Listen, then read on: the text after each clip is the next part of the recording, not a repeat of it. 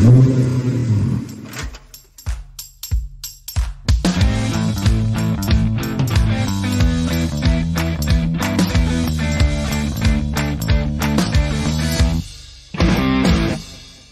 chers passionnés, je te présente aujourd'hui la suite du tableau de bord des émotions.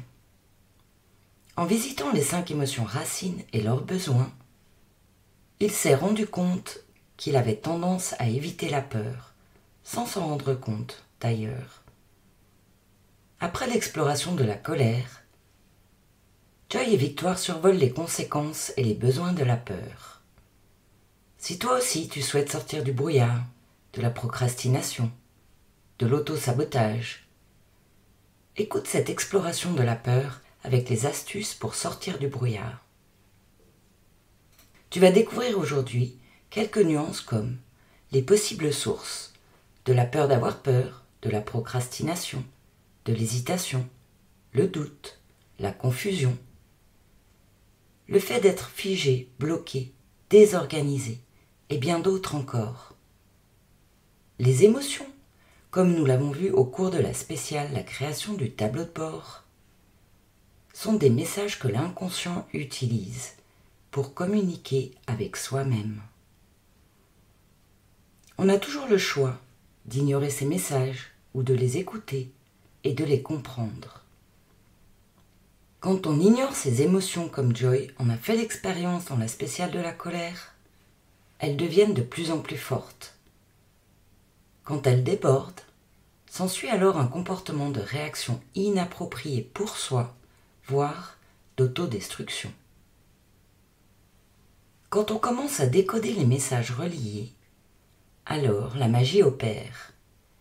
Et tout comme Joy, on apprend d'elle, on se sent de mieux en mieux chaque jour. Joy souhaite, aujourd'hui, décoder les messages de la peur, les comprendre, car il se rend compte qu'il ne la voit pas, voire qu'il l'évite inconsciemment. Victoire et Joy se retrouvent au café, sur une terrasse du lac à Genève. Salut Joy. Salut Victoire. Étonnant de se retrouver en extérieur, dans un lieu bien fréquenté pour discuter de la peur. Bien, c'est un lieu idéal pour confronter ses peurs. Aujourd'hui, on va sortir de sa zone de confort, autant démarrer de suite. Intéressant.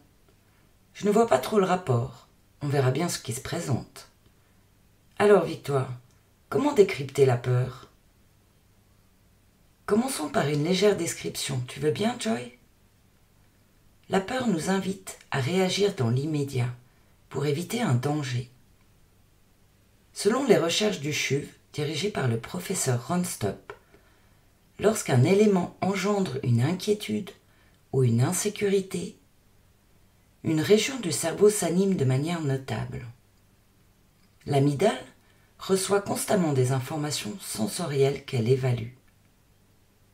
Fonctionnant comme un système d'alerte, le complexe amygdalien du cerveau décode les stimuli afin de pouvoir orienter et dicter des réactions comportementales. Lorsque des éléments visuels, auditifs, olfactifs, voire gustatifs sont identifiés comme dangereux, une réponse physiologique telle qu'un sursaut ou des contractions musculaires se manifeste par l'organisme. Dans une représentation simplifiée, quand la peur se présente, l'amygdale prend le relais. Elle enclenche l'adrénaline, surnommée l'hormone guerrière, qui mobilise toute notre énergie disponible et aiguise instantanément nos sens. Puis la sécrétion de cortisol pour préparer le corps à la fuite ou au combat. Le cortex, la partie du cerveau qui est le royaume de la raison et du conscient, dans la majorité des cas, s'éteint ou se met en veille. Ah, c'est comme quand tu te fais courser par un chien qui te montre ses crocs. Là, tu déguerpis à toute vitesse, sauf qu'il peut. Oui, dans ce type de situation, la peur est protectrice et te pousse à l'action sans réflexion pour te sauver du danger. Son message est alors primitif. Tu fuis le danger immédiat pour sauver ta peau. Toutefois, la peur est l'émotion la plus complexe à comprendre. Le message de notre inconscient n'est pas aussi limpide que pour la tristesse, la colère ou la joie. Il se présente ainsi un message plus moderne. L'amygdale envoie un message.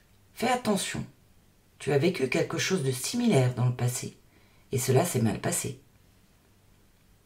Ah, comme une mémoire traumatique suite à un choc? Oui, entre autres. Se présentent aussi les phobies. Le sujet de la peur est vaste. Toutefois, aujourd'hui, nous allons juste explorer la partie la plus légère et pas des moindres, puisque c'est celle qui te freine dans tes projets et tes réalisations.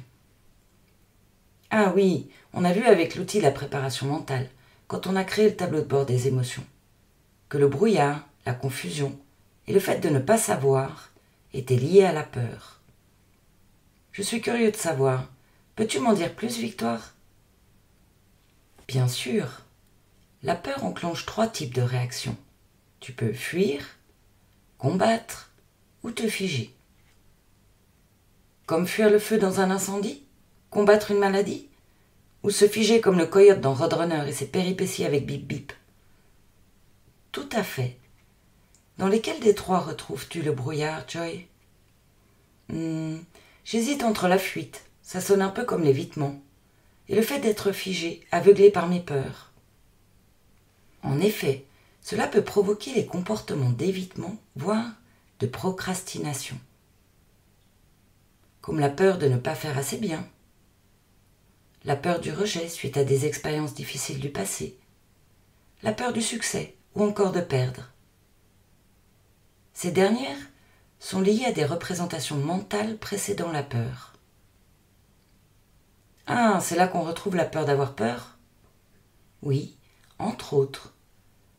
La peur d'avoir peur enclenche encore plus de peur et d'angoisse. C'est alors la peur elle-même qui est le problème. Ainsi, tu te mets à avoir peur d'avoir peur, avant même qu'une situation stressante se présente, alors que dans le réel, rien n'indique un tel événement à venir. Ah, je comprends mieux, la représentation mentale, eh bien c'est complexe. Alors simplifions l'ensemble. Ce qui nous fige, souvent, c'est de ne pas savoir quoi faire dans la situation qui fait peur. Alors s'enclenche un cercle infernal de désorganisation, voire des réactions d'auto-sabotage.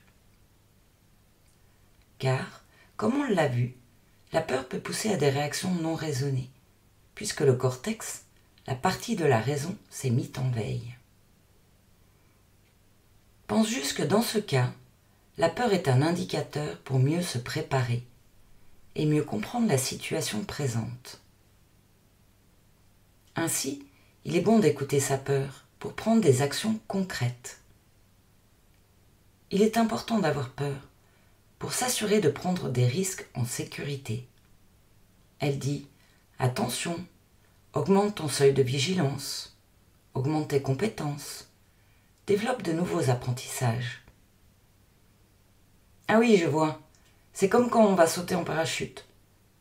Je vérifie par 3 fois ma voile et la fais vérifier par un collègue pour préparer au mieux mon parachute avant de monter dans l'avion. Il m'est arrivé de la vérifier qu'une seule fois.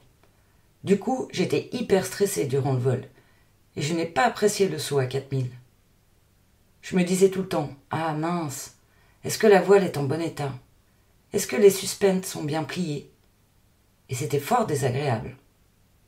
Ce qui m'a rassurée sur ce moment-là, c'était de me dire « Bon, j'ai le parachute de secours au pire, tout est ok. » Excellent exemple, Joy. D'ailleurs, sans sortie de la zone de confort, il n'y a aucune évolution possible. Affronter sa peur donne du carburant, de l'Afgaz, comme tu aimes à le dire.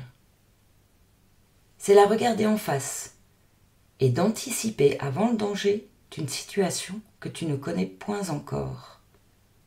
Le courage est directement lié et en découle le dépassement de soi qui rend la vie bien plus attractive. Eh bien, pour l'état de ne pas savoir, le message est aussi clair. Cherche ce que tu ne sais pas jusqu'à le trouver. Vois la peur comme une partie de toi qui te passe un message, une amie qui souhaite communiquer. Dans le cas de la confusion, il manque des données. Lesquelles sont-elles?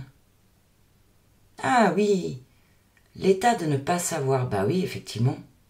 Chercher ce qu'on ne sait pas. C'est logique. Ah, je comprends mieux. Plus je fréquente mes peurs en face et plus je les maîtrise. C'est comme passer le gauche à fond long sans visibilité, vu dans la spéciale pilotage. En gros, tu flippes, tu identifies sa source, son besoin, puis tu réagis avec le corps et non la pensée, car cette dernière risque de nourrir la peur. Ah, mais cette peur, c'est une sacrée stratège du cerveau. En fait, il ne s'agit pas de la combattre, mais plutôt de l'apprivoiser en la regardant droit dans les yeux. Oh, ça me plaît ça, encore un nouveau défi. Enfin là, le challenge, ça va être de la repérer quand elle apparaît. Car avant, je ne la voyais pas du tout. La peur me paraît maintenant comme une émotion intelligente. La transmission d'un message de l'inconscient au conscient. Et ainsi, la raison, grâce au cortex, reprend sa place. Est-ce la victoire? Oui, tout à fait. Et puis, on a les associations de mémoire. Tiens, reprenons l'exemple du feu. Si ce dernier s'étend dans toute la cuisine et fait brûler le chalet, alors il est impératif de fuir et d'appeler les pompiers à l'aide. Tandis que s'il est dans la cheminée, à sa place, il nous réchauffe. On sera alors paisible au bord du feu, dans un moment agréable, durant ces belles soirées d'hiver, à regarder la neige tomber.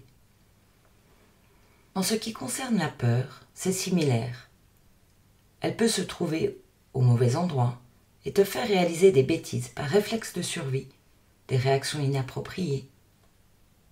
Par contre, quand elle est canalisée au bon endroit, elle t'offre une richesse de possibilités qui te permet d'élargir ton champ de discernement. Ah oui, c'est bien plus clair à présent. Le choix que je m'apprête à réaliser est important, essentiel. Il modifiera mes habitudes. Son message est alors: veux-tu vraiment réaliser ce changement?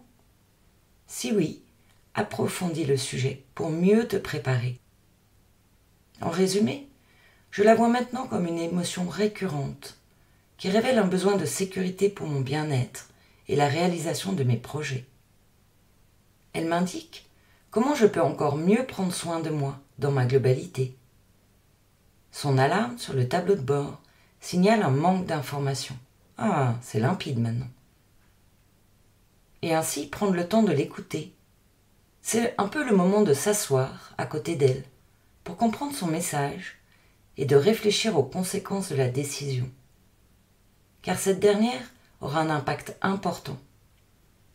Oui, habituellement, le doute se présente avant. Puis, elle prévient. Fais attention, ça peut être risqué. Va vérifier, sois vigilant, prépare-toi bien. Crée un filet de sécurité. En l'écoutant, tu passes de l'appréhension à la compréhension. Le besoin est d'aller en profondeur dans le sujet qui a amené cette peur. L'une des astuces est de se retrouver en introspection, ce que l'on peut mettre en route pour répondre aux besoins. Qu'est-il nécessaire de réaliser, de découvrir? Quelles seraient là où les personnes compétentes en la matière de cette situation qui pourraient m'aider, me conseiller? Je veux bien, mais quand tu es en course à 200 km/h et que tu as mal géré ton freinage, tu bloques les roues et tu fiches ton regard sur la crevasse, t'as pas trop le temps de réfléchir. En effet, Joy, tout dépend de la situation. Dans ce cas, la réaction sera, comme on l'a vu, dans l'une des spéciales compétences, regarder là où tu veux aller. Changer la position de ton regard en moins d'une seconde. Ce sera donc une réaction de combat. Et si l'on revient au sujet de ne pas savoir quoi ni comment faire, liée à l'état d'être tétanisé. Fréquemment, la peur indique que nous n'avons pas assez étudié, pratiqué la situation qui est en lien. Quand un choc se produit suite à une mauvaise nouvelle du type grosse facture imprévue, un changement de situation violent, il est bon de pratiquer la respiration, de marquer un stop et de faire toute autre chose. Joy, être dans l'action pour se libérer de l'émotion, comme faire un footing, vider la bibliothèque pour la réaménager, se mettre en mouvement, en faisant quelque chose de facile qui n'a rien à voir avec le sujet pour être dans l'action. C'est cela, puis réfléchir à qui serait la personne la plus compétente pour m'aider à résoudre ce problème. Qui peut m'aider à trouver une solution? Ou peut-être juste m'écouter. Donc l'action suivante sera enclencher une demande. Voilà. Aujourd'hui, nous avons survolé une partie de la peur, une petite partie de la peur. Principalement, l'état lié au fait d'être statique, qui parfois nous bloque dans notre processus d'avancement sans savoir quoi ni comment faire. Le sujet de la peur est vaste. Toutefois, il est bon de noter qu'il se présente 3 réactions à tout type de peur. La fuite, le combat, le fait d'être figé, tétanisé. Nous avons vu que lister les situations qui génèrent la peur permet de mieux l'apprivoiser et de la comprendre. Aller dans le détail et explorer les possibilités permet de clarifier la vision et ainsi sortir de ce schéma de stress. Et dis-moi, qu'est-ce que tu fais dans l'action pour aller dans la direction où tu veux aller en situation de stress? L'astuce de Joy. Joy note dans sa mallette à la section compétences à améliorer la gestion de la peur et dans son carnet de bord ses réflexions venues durant ce moment de partage. La peur. La clé est dans la clarification de ce que je veux et de ce que je ne veux plus. Cela ne va peut-être pas résoudre le problème sur le moment donné. Dans tous les cas, cela me permettra de passer à l'étape suivante et surtout d'éviter qu'elle se reproduise. Accepter ce que je peux changer. Comprendre que certaines choses ne sont pas pour moi. La sagesse d'en faire la différence. Je comprends ce que je peux changer et ce que je ne peux pas changer. Joy a de plus en plus plaisir à apprendre à se connaître. Il souhaite continuer à comprendre les émotions racines afin de mieux les détecter. Dans la spéciale à venir, ils vont, avec victoire, explorer le dégoût et enfin la joie. Si tu as envie d'en savoir plus sur les 5 émotions majeures et le tableau de bord, je t'invite à écouter les spéciales émotions et à t'abonner sur l'une des plateformes podcast de ton choix, que tu retrouveras à travers le lien ci-dessous. Alors, à tout de suite pour suivre les aventures de Joy, dans un jour, dans une semaine, dans un mois, pour la nouvelle spéciale. C'est quand tu veux, c'est en ligne. Merci pour ton écoute. Et surtout, rappelle-toi, là où tu regardes, tu vas. À bientôt sur la chaîne Maximise ton potentiel et bonne pratique.